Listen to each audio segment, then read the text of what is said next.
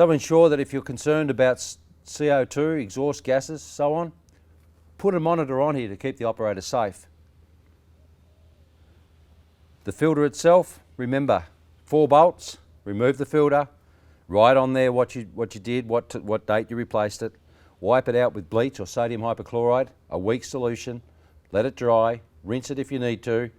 When it's dry, put the canister back in there and reinstate these 4 bolts. Ensure that it's tight and you do it up evenly. So when you do the bolts up, it's 1, 2, 3, 4 in a diagonal process, not 1, 2, 3, 4, because you could squash it out around. So it's a diagonal process to tighten it up, 1, 2, 3, 4.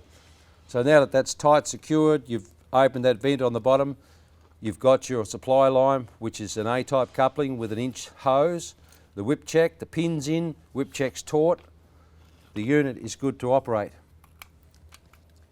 What I suggest you do every 3 months when you change that filter, if you're using an aftercooler, 3 months. However, if you're not using an aftercooler, every 45 days.